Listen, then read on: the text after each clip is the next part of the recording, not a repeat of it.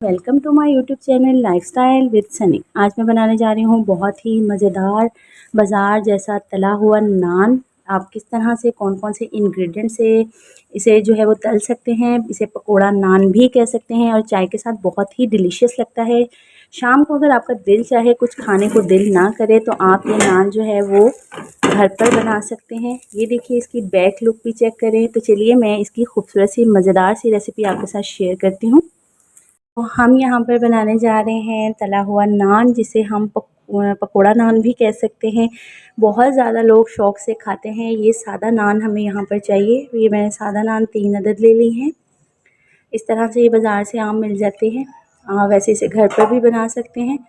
तो ये मैंने 3 नान यहाँ पर लिए हैं और ये मेरे पास है चॉप्ड प्याज है, तकरीबन 2 अदद के करीब मैंने बिल्कुल बारीक सी चॉप की है। और यहाँ पर मेरे पास है आलू, जिन्हें मैंने बिल्कुल इस तरह की कटिंग में बिल्कुल बारीक बारीक कटिंग कर ली है इनकी। ये तकरीबन मैंने 3 आलू लिए हैं।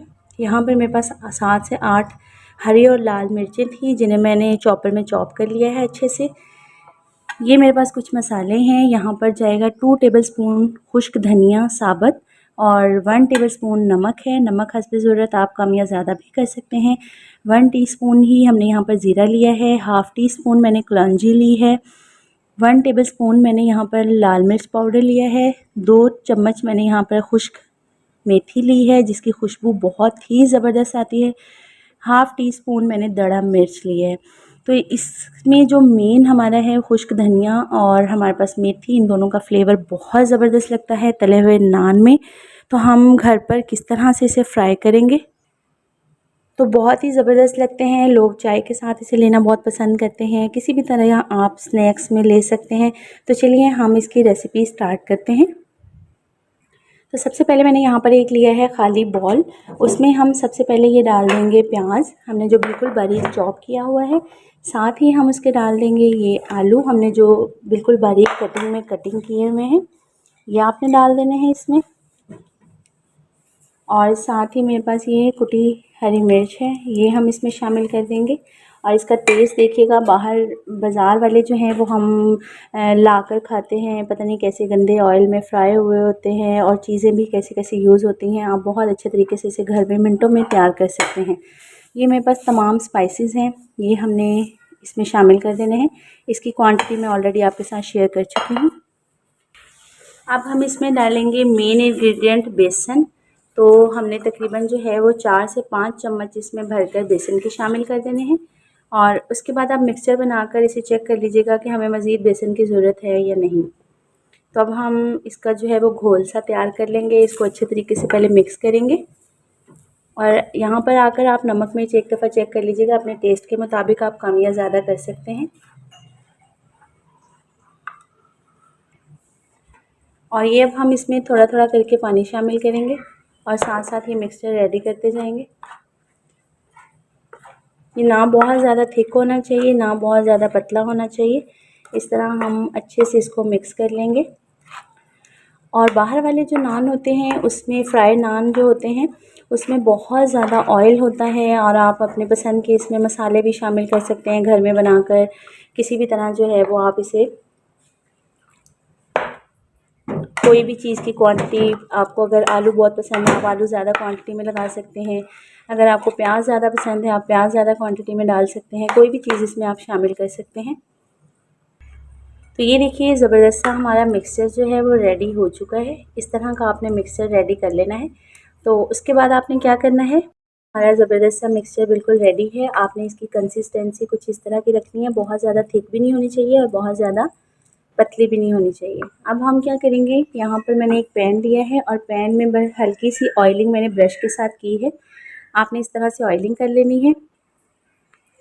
तो आपने पैन को अच्छे तरीके से ग्रीस कर लेना है और उसके बाद यहाँ पर एक नान लेना है और उसे इस तरह आपने पैन में रख देना है 2 मिनट के लिए। नीचे से बिल्कुल आपने फ्लेम जो है वो हल्का सा रखना है।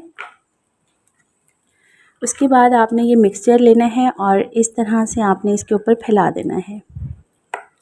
मिक्सचर को आप अच्छे तरीके से यहाँ पर फैला दें। अगर आप कम पसंद करते हैं कम भी लगा सकते हैं, ज़्यादा पसंद करते हैं ज़्यादा लगा सकते हैं। बहुत ही ज़बरदस्त हमारा नान पकोड़ा जो है वो रेडी हो रहा है। बहुत ही डिलीशियस सी रेसिपी है। चाय के साथ इसे खाएं तो बहुत ही मज़ा आता है और घर में बिल्कुल आप हल्के से ऑयल में इसे बना सकते हैं।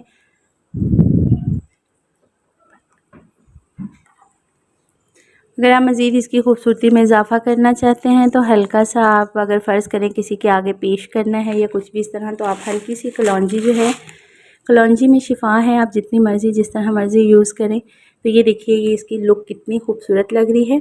तो अब हम तकरीबन 3 से 4 मिनट बाद इसको 3 से 4 मिनट आपने बिल्कुल नहीं छेड़ना, बिल्कुल मीडियम फ्लेम पर आपने इसे नीचे से पकने देना है। मिनट गुजर जाएँ तो आप इसके ऊपर हल्का सा जो है वो ऑयल डाल दें, ताकि जब आपने इसकी साइड चेंज करनी है तो ये चिपके नहीं।